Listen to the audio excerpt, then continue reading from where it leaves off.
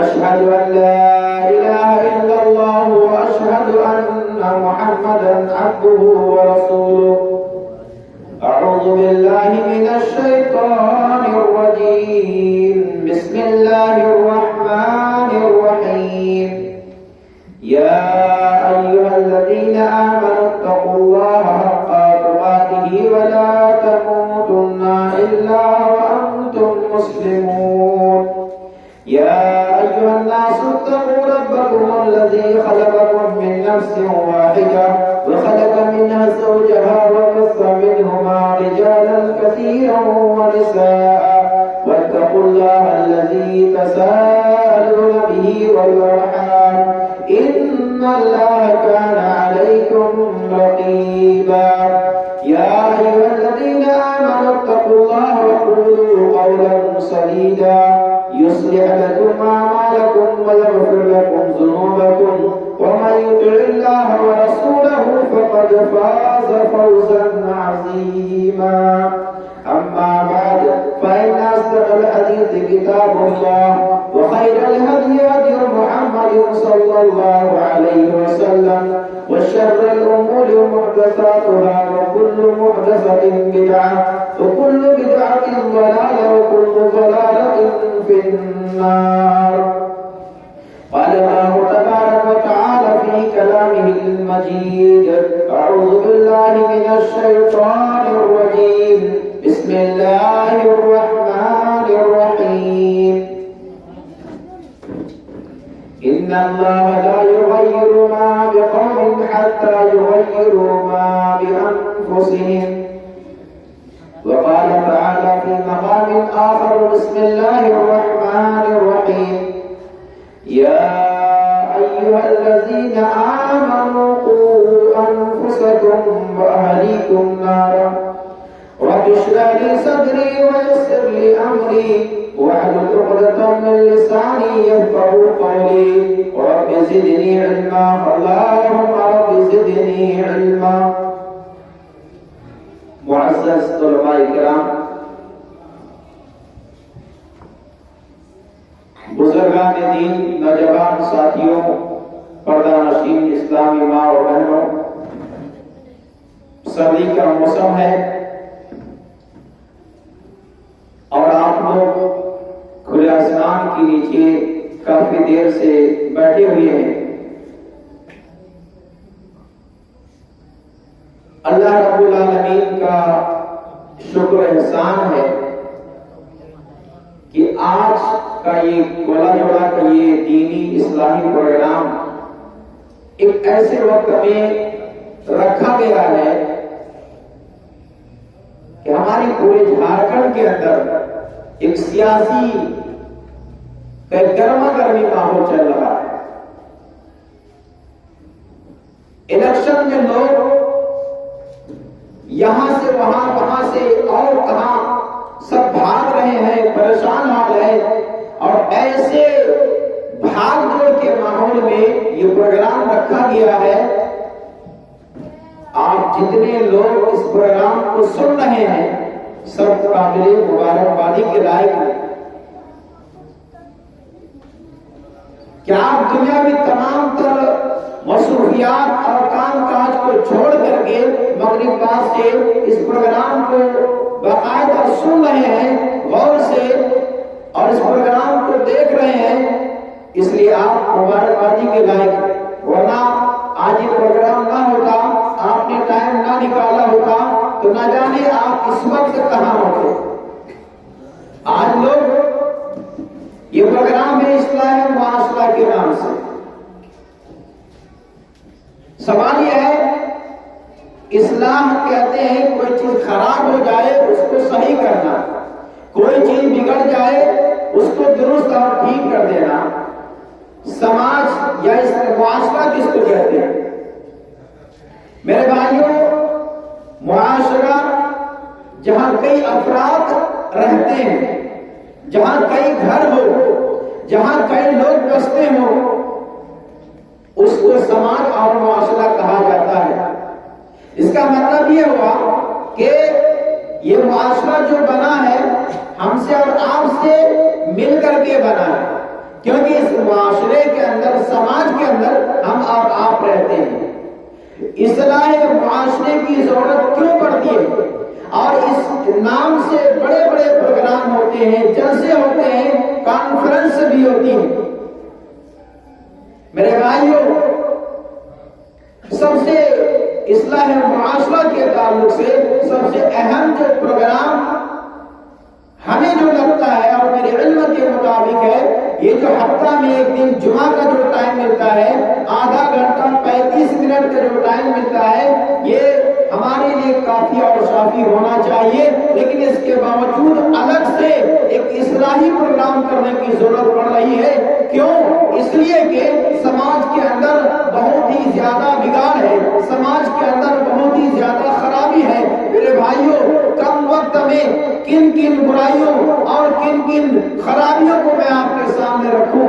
آج کے اس مختصر سے پروگرام میں یہ چاہتا ہوں کہ سماج کی اصلاح کی بات آ گئی ہے، اور یہ پروگرام جب رکھا گیا ہے، سماج میں ہم اور آپ رہتے ہیں، ہمارے دلوں میں اگر یہ طلب ہے کہ سماج کو سدھرنا چاہیے، سماج کی اصلاح ہونی چاہیے، معاشرے کے اندر جو بگاڑ ہے، بگاڑ کو دور کرنا چاہیے، تو میرے بھائیوں، سب سے پہلے اور اس سے بھی زیادہ ضرورت اس بات کی ہے کہ ہمارے دل میں یہ تڑپ بھی ہو کہ سماج کے اندر ہم رہتے ہیں تو ہماری اصلاح کیسے ہو، ہم اپنے آپ کو کیسے بچائیں۔ یہی تو اللہ تبارک و تعالیٰ نے قرآن میں کہا ہے، یا ایھا الذین آمنوا قوا انفسکم واہلیکم نارا، اے ایمان والو، تم اپنے آپ کو اور اپنی بیوی بچوں کو جہنم کی آگ سے بچاؤ۔ میرے بھائیوں، آج اصلاح کے نام سے چاہے مولوی ہو، عالم ہو، خطیب ہو، ایک اصلاح کرنے والے جو مصلح ہوتے ہیں، وہ ان کی انگلی دوسروں کی طرف اٹھتی ہے۔ میرے بھائیوں، میں یہ کہنا چاہتا ہوں کہ جتنی ضرورت دوسروں کی ہے، کہیں ایسا تو نہیں ہے کہ اس سے زیادہ ضرورت خود کی طرف ہونی چاہیے۔ ہمیں اپنے گریبان میں جھانک کر دیکھنا چاہیے۔ ہم فلاں کی طرف انگلی اٹھاتے ہیں، فلاں کا بیٹا ایسا ہے، فلاں کی بیٹی ایسی ہے، فلاں ایسا ہے۔ ہم اپنے آپ کو کیوں نہیں دیکھتے ہیں؟ ہم اپنے گھر کو کیوں نہیں دیکھتے ہیں؟ ہمارے گھر کے اندر کیا خرابی ہے؟ ہمارے اندر کیا خرابی ہے؟ میرے بھائیوں، سماج کی اصلاح کے تعلق سے کن کن پہلوؤں پر روشنی ڈالا جائے۔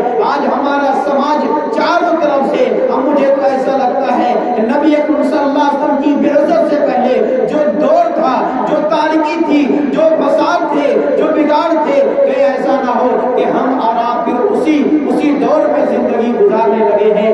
آج ہمارے سماج کے اندر شراب کھلے طور پر پیا جا رہا ہے، ہمارا سماج جوا کھیل رہا ہے، ہمارے سماج کے اندر زنا ہو رہا ہے، ہمارے سماج میں جھوٹ بولا جا رہا ہے، ایک دوسروں کو دھوکہ دیا جا رہا ہے، دگائیں دی جا رہی ہے، وعدہ خلافی کیے جا رہے ہیں، امانت میں خیانت کر رہے ہیں۔ میرے بھائیوں، اچھے خاصے مولویوں کو بہت قریب سے دیکھا ہے کہ وہ آج دین کے نام پر ایک دوسروں کو چونا لگا رہے ہیں، ٹوپی پہنا رہے ہیں۔ تو میرے بھائیوں، سماج کے اندر بگاڑ بہت زیادہ ہے، بے شمار بگاڑ ہے۔ یہاں اسلام میں کن کن پہلو پر کروں؟ سب سے بڑا جو بگاڑ ہے، میں یہ چاہتا ہوں کہ کچھ باتیں میں اس طرف آپ کو لے جانا چاہتا ہوں اور اس طرف کرنا چاہتا ہوں جو سب سے بڑا بگاڑ ہمارے سماج کے اندر ہے، اور وہ بگاڑ عقیدے کا بگاڑ ہے۔ آج ہمارا ایمان درست نہیں، ہمارا عقیدہ درست نہیں ہے۔ آج الیکشن کا ٹائم ہے، آج دیکھیے ہم غیروں کی بات کیا کریں، ہم اپنوں کی بات کرتے ہوئے شرم آتی ہے، افسوس ہوتا ہے کہ آج ایک مسلمان ہونے کے ناطے 500 روپئے میں اپنا ایمان بیچ رہا ہے، 500 میں ایمان بیچ رہا ہے۔ آپ ووٹ کس کو دیں، اس سے ہمیں کوئی ضرورت نہیں ہے۔ میرے بھائیوں، آپ اس پارٹی سے بھی پیسے لے رہے ہیں، آپ اس پارٹی سے بھی پیسے لے رہے ہیں۔ ہمارا ایمان کتنا کمزور ہو گیا ہے۔ ایک مسلمان کا ایمان اتنا گرا ہوا ہے، اتنا کمزور ہے کہ یہ 500 1000 میں اپنے ایمان کو بیچنے لگا ہے۔ میرے بھائیوں، تو سب سے بڑا بگاڑ ایمان کے اندر ہے، سب سے بڑا بگاڑ عقیدے کے اندر ہے۔ یہ عقیدے میں بگاڑ، جس سماج کے اندر شرک ہوگا، جس سماج کے اندر اللہ کو چھوڑ کر اوروں کی پرستش اور عبادت کی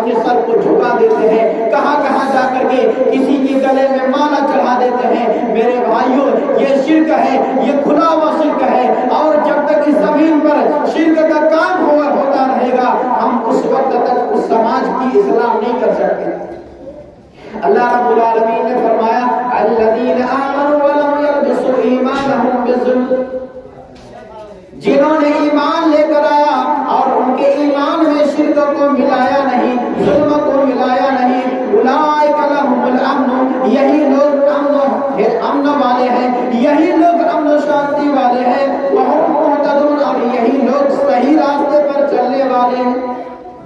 اس آیت کریمہ سے یہ پتا چلا کہ اگر ہمیں امن و امان چاہیے، اگر ہم چاہتے ہیں کہ ہمارا سماج سدھرے، گھر سدھرے، تو اس کے لیے ضروری ہے کہ ہم اپنے عقیدے کی اصلاح کریں، ہم اپنے ایمان کو درست کریں، ہم اپنے ایمان کی حفاظت کریں۔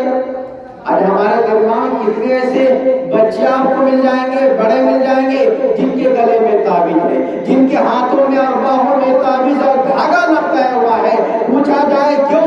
کہتے ہیں مولوی صاحب یہ تو بہت دنوں سے بیمار رہتے ہیں، ان کی بیماری ختم نہیں ہوتی ہے۔ ہمارے گھر میں ایک بیمار ہوتے ہیں، وہ ٹھیک ہوتے ہیں، دوسرا بیمار ہونے لگتا ہے۔ میرے بھائیوں، یہ کھلا ہوا شرک ہے، یہ شرک ہے۔ اللہ کے نبی صلی اللہ علیہ وسلم کی حدیث من علق تمیمۃ فقد اشرک، جس نے تعویذ لٹکائی اس نے شرک کیا ہے۔ اور اتنا یاد رکھیے، شرک دنیا کے اندر سب سے بڑا پاپ ہے، سب سے بڑا گناہ ہے۔ تو ہم سب سے پہلے اپنی عقیدے کو دیکھیں، ہمارا عقیدہ اللہ کے تعلق سے کیسا ہے۔ یہ 5-10 روپے کے تعویذ لے کر کے اگر ہم یہ عقیدہ بنائیں کہ یہ تعویذ جب تک ہم لٹکائیں گے، یہ تعویذ ہمارے گلے میں ہوگا، ہمارے گھر میں ہوگا، تو کوئی بیماری نہیں آ سکتی ہے، کوئی آفت نہیں آ سکتی ہے۔ یہ تعویذ بیماروں اور آنے والے مصیبتوں کو دور کرتا ہے۔ میرے بھائیوں، یہ شرک ہے، اللہ کے ساتھ یہ دھوکہ ہے، یہ اللہ کے ساتھ ناانصافی ہے۔ اس لیے ضرورت اس بات کی ہے ہم عقیدے کی اصلاح کریں، اس بارے میں ہم قرآن و سنت کا مطالعہ کریں۔ دوسری چیز جو سب سے بڑی خرابی ہمارے سماج کے اندر ہے، اگر چاہتے ہیں گھر سدھرے، سماج سدھرے، ہم اور آپ سدھرے، تو اس کے لیے ضروری ہے نبی اکرم صلی اللہ علیہ وسلم کی سنت کی پیروی کرنا۔ نبی اکرم صلی اللہ علیہ وسلم کی اتباع کرنا۔ اتباع سنت کے بغیر ہم سماج کی اصلاح نہیں کر سکتے ہیں۔ اسی لیے اللہ تبارک و تعالیٰ نے فرمایا وَمَا آتَاكُمُ الرَّسُولُ فَخُذُوهُ وَمَا نَهَاكُمْ عَنْهُ فَانتَهُوا۔ اے لوگو سنو، اللہ کے رسول صلی اللہ علیہ وسلم جو تمہیں دے دے تم اس کو لے لو۔ اب سنت کی بات آئی، سنت کے کس پہلو کو میں آپ کے سامنے رکھوں؟ میرے بھائیوں، آج جمعہ کا دن تھا، آپ نے جمعے کی نماز پڑھی ہے۔ جمعے کے دن جمعے کی نماز کے لیے سنت تو یہ ہے، اللہ کے نبی صلی اللہ علیہ وسلم کی ایک لمبی حدیث ہے کہ جمعہ کے دن انسان جو جتنا پہلے آتا ہے وہ اتنا ہی زیادہ وہ ثواب کو پاتا ہے۔ ایک لمبی حدیث کا میں خلاصہ اور مختصر بات آپ کے سامنے رکھنا چاہتا ہوں کہ جمعے کے دن ایک ٹائم ہے، ایک گھڑی ہے جمعے کے دن مسجد میں آنے کے لیے، جو جتنا پہلے آتا ہے اللہ کے فرشتے اس کا ثواب اتنا ہی زیادہ لکھتے ہیں۔ ایک آخر میں اتنا ٹائم آ جاتا ہے، وہ گھڑی وہ وقت آتا ہے کہ امام ممبر پر جا کر کے بیٹھ جاتے ہیں۔ امام کے ممبر پر جا کر بیٹھنے کے بعد جو فرشتہ آنے والوں کا نام لکھ رہا ہوتا ہے، وہ رجسٹر کو بند کر کے مسجد میں جا کر کے بیٹھ کر کے فرشتے بھی جمعہ کی خطبہ خطیب کا سننے لگتے ہیں۔ اب اذان کے بعد امام کے ممبر پر چلے جانے کے بعد اگر ہم مسجد میں انٹری کرتے ہیں، مسجد میں داخل ہوتے ہیں، میرے بھائیوں آپ نے 25 منٹ کا وقت لگایا، 1 گھنٹے کا وقت لگایا، آپ چاہے اس کے بعد عصر تک مسجد ہی میں بیٹھے رہیں، آپ کا نام اللہ کے رجسٹر میں نہیں لکھا جاتا ہے، آپ اللہ کے یہاں غیر حاضر ہو جاتے ہیں۔ میرے بھائیوں، اس لیے سنت یہ ہے کہ جمعے کے دن آپ پہلے آئیں، اور کم سے کم اتنا پہلے آئیں کہ امام اور خطیب کے ممبر پر چلے جانے سے پہلے مسجد میں داخل ہو جائیں، تاکہ آپ کا نام اللہ رب العالمین کے رجسٹر میں لکھا جائے۔ یہ سنت طریقہ ہے۔ آج ہمارے درمیان اور آپ کے درمیان سنت کے نام سے نہ جانے کتنے بدعات ہیں، کتنے خرافات ہیں۔ آج ہم نے سنت کا، ہم نے اور آپ نے مل کر کے سنتوں کا جنازہ نکال دیا ہے۔ تمام نبیوں کی، جتنے نبی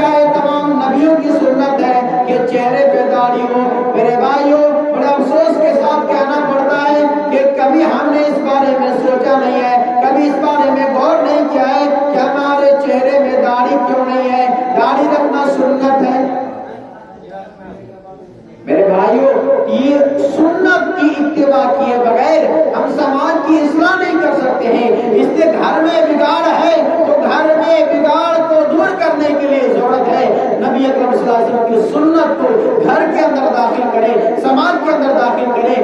آج جب کوئی مسئلہ آتا ہے، آج کوئی جب مسئلہ آتا ہے شادی بیاہ کا، طلاق کا مسئلہ آتا ہے، فوراً ہم امام صاحب کے پاس جاتے ہیں، عالم کے پاس جاتے ہیں مسئلہ پوچھنے کے لیے، ایسا ہو گیا ہے اب کیا ہوگا، نکاح پڑھانا ہے۔ میرے بھائیوں، جب دنیا کا معاملہ آتا ہے، جب کاروبار کا معاملہ آتا ہے، ایک دوسرے کے ساتھ لین دین کا معاملہ آتا ہے، تو وہاں ہم امام صاحب کے پاس نہیں جاتے ہیں، وہاں ہم اپنی من کی چلاتے ہیں، وہاں ہم اپنے دل کی کرتے ہیں، وہاں جیسے ہم چاہتے ہیں ویسے کرتے ہیں۔ میرے بھائیوں، یہی کرنا ہی تو غلط ہے۔ ہر معاملے میں ہمیں دیکھنا ہے نبی اکرم صلی اللہ علیہ وسلم کی سنت کیا ہے، سنت کے مطابق اگر ہم کام کریں گے دنیا میں بھی ہمارے لیے کامیابی ہے اور آخرت میں بھی ہم کامیاب ہوں گے۔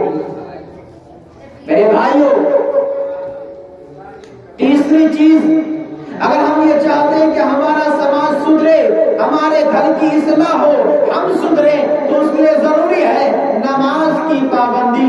نماز کی پابندی کیے بغیر ہم سماج کی اصلاح نہیں کر سکتے ہیں۔ ایک آدمی دین کا دائی، دین کا دعوت دینے والا نماز نہ پڑھتا ہو اور وہ اگر آپ کے سامنے آ کر کے کہے بھائی اذان ہو گئی ہے، نماز کا ٹائم ہو گیا ہے، چلو مسجد چلو نماز پڑھنے کے لیے، آپ کا دل گوارا نہیں کرے گا۔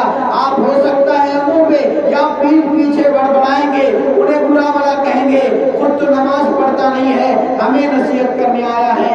میرے بھائیوں، ایک آدمی مومن ہو، مسلمان ہو اور اس کی زندگی میں نماز نہ ہو، یہ بہت ہی مشکل مسئلہ ہے۔ یہ کیسے ممکن ہے کہ وہ آدمی مسلمان بھی ہے، نماز بھی نہ پڑھتا ہو؟ میرے بھائیوں، مسلمان اور کافر کے درمیان اگر کوئی چیز فرق کرنے والی ہے یہی نماز۔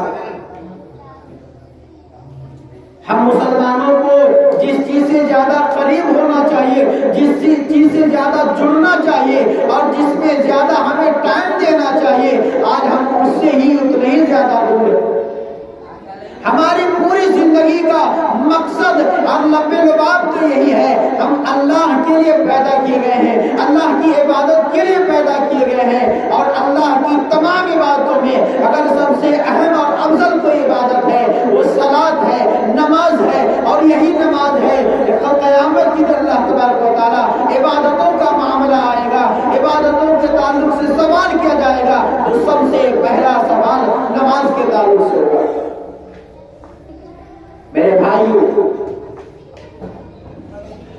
اگر ہم چاہتے ہیں، آپ چاہتے ہیں کہ سماج کی اصلاح ہو، سماج سدھرے، سماج کے اندر جو خرابیاں ہیں وہ دور کیا جائے، تو اس کے لیے ضروری ہے پہلے ہم اپنے آپ کو سدھاریں۔ یہی اللہ تبارک و تعالیٰ چاہتا ہے، قُوا أَنفُسَكُمْ وَأَهْلِيكُمْ نَارًا، اے لوگوں تم اپنے آپ کو جہنم کی آگ سے بچاؤ، پھر اپنے بیوی بچوں کو جہنم کی آگ سے بچاؤ۔ میرے بھائیوں، اس آیت کریمہ کے ضمن میں حضرت علی رضی اللہ عنہ فرماتے ہیں کہ اے لوگوں اگر تم اپنے آپ کو اور اپنے پورے پریوار والوں کو جہنم کی آگ سے بچانا چاہتے ہو تو علموہم وعدموہم، تم انہیں دین سکھاؤ، تم انہیں قرآن سکھاؤ، تم انہیں حدیث سکھاؤ، اور دین کی روشنی میں ان کی تربیت کرو، ان کو سجاؤ سنوارو، ان کے اخلاق کردار کو بناؤ، تو دین کی روشنی میں بناؤ۔ آج بڑا افسوس ہوتا ہے، بڑا ہی افسوس ہوتا ہے کہ آج جہاں ہمیں دعا سکھلانی چاہیے، جہاں ہمیں کچھ ادب کا طریقہ بتانا چاہیے، جہاں ہمیں سلام کرنا چاہیے، افسوس ہوتا ہے صبح اٹھنے کے بعد ہم اپنے بچے کو یہ تعلیم دیتے ہیں، سلام کی جگہ یہ بولو بچوں گڈ مارننگ، دوپہر ہو گئی گڈ آفٹرنون، شام ہو گئی گڈ ایوننگ، رات سونے جا رہے ہیں ہم گڈ نائٹ سکھا رہے ہیں، ہم اپنے بچے کو یہ تعلیم دے رہے ہیں۔ میرے بھائیوں، ہم اپنے بچے کو ہر سالانہ طور پر کتنے ایسے بھائی ہیں، کتنے ایسے ماں اور باپ ہیں، کتنے ایسے گارجین ہیں، خود پاکوڑ جا کر کے کیک دکان سے کیک لاتے ہیں اور اس کا جنم دن مناتے ہیں، رشتہ داروں کو دعوت دیتے ہیں۔ تو میرے بھائیوں، جنم دن کے لیے کیک لا کر ہم دے رہے ہیں، سلام اور دعا کی جگہ انہیں انگریزوں کا کلچر ہم سکھا رہے ہیں، اور یہی بچے، یہی لڑکے اور لڑکیاں بڑے ہونے کے بعد جب آپ کے ہاتھ سے اب کنٹرول سے باہر چلے جاتے ہیں، آپ اس وقت ہاتھ ملتے ہوئے افسوس کرتے ہوئے امام صاحب کے پاس آتے ہیں، ہمارے لڑکے ہماری لڑکی ہماری بات کو نہیں سنتے ہیں، آپ کچھ پڑھ دیجئے، آپ کچھ تعویذ دے دیجئے، آپ کچھ کر دیجئے۔ میرے بھائیوں، یہ بچپن کا جو دور ہے یہ تربیت کا دور ہے۔ بچپنے میں آپ جیسے چاہیں گے اپنی اولاد کو بنا سکتے ہیں، اسی لیے اللہ کے رسول صلی اللہ علیہ وسلم نے فرمایا ہے مروا اولادکم بالصلاۃ، اے لوگوں تمہارے بچے جب 7 سال کے ہو جائیں تو نماز کا حکم دو، انہیں نماز سکھاؤ، مسجد لے کر کے آؤ، اور وہی بچے جب 10 سال کے ہو جائیں اور نماز نہ پڑھیں تو مارنے کا حکم دیا گیا ہے، وَاضْرِبُوهُمْ عَلَيْهَا 10 سنین، وہی بچہ 10 سال کا ہو جائے، بچی 10 سال کے ہو جائے اور نماز نہ پڑھے، ماں باپ سے کہا گیا ہے بچوں کو مارو۔ میرے بھائیوں، اب میں یہاں آپ سے ایک سوال کرتا ہوں، آپ سے پوچھنا چاہتا ہوں، نبی اکرم صلی اللہ علیہ وسلم کی حدیث تو یہ ہے کہ 7 سال میں نماز پڑھنے کے لیے کہا جائے، نماز سکھایا جائے، 7 سے لے کر 3 سال کا یہ عرصہ ہے، نماز کی ٹریننگ ہو، تعلیم ہو، دعائیں سکھائی جائے، اور 10 کے بعد نماز نہ پڑھے مارنے کا حکم دیا گیا ہے۔ سوال یہ ہے کہ جن بچے کے گارجین ماں باپ نماز نہیں پڑھتے ہیں، جو 25 سال کے ہیں، 40 سال کے ہیں، 50 سال کے ہیں، ان کے اوپر کیا قانون لاگو ہونا چاہیے؟ حدیث میں کیا کہا گیا ہے؟ 7 سال کے ہو تو نماز کا حکم دو۔ 60 سال والوں کے لیے نہیں کہا گیا ہے 10 سال ہو جائے نہ پڑھے، نماز کی پابندی نہ کرے تو مار مار کے پڑھانے کا حکم ہے۔ جو 20 سال کے ہمارے نوجوان ہیں، جو 30 سال کے ہمارے نوجوان بھائی اور بہنیں ہیں، ہماری جو پردہ نشین مائیں اور بہنیں ہیں، جو ابھی تک جنہوں نے نماز نہیں پڑھی ہے، جو نماز جنہوں نے شروع نہیں کی ہے، ان کے اوپر اگر اللہ کے نبی صلی اللہ علیہ وسلم کے دور میں ہم اور آپ ہوتے کیا قانون لاگو ہوتا؟ میرے بھائی، اس پہلو پر ہمیں آپ کو غور کرنے کی ضرورت ہے کہ ہم جس مقصد کے لیے دنیا میں آئے ہیں، جس مقصد کے لیے پیدا کیے گئے ہیں، اور وہ عبادت ہے، اور عبادتوں میں سب سے اہم عبادت نماز ہے، اور نماز کے بارے میں قیامت کے دن سوال ہوگا، آج ہم اسی سے دور ہیں۔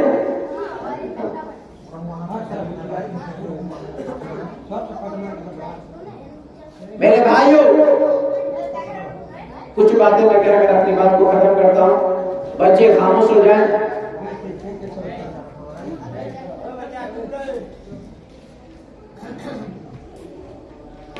اللہ تبارک و تعالیٰ کا جو فرمان ہے قُوا أَنفُسَكُمْ وَأَهْلِيكُمْ نَارًا، یہ اللہ تعالیٰ نے کیوں کہا ہے؟ آج ہمارے سماج کی حالت کیا ہے معلوم ہے؟ پہلے بڑے بڑے شہروں سے خبریں آتی تھی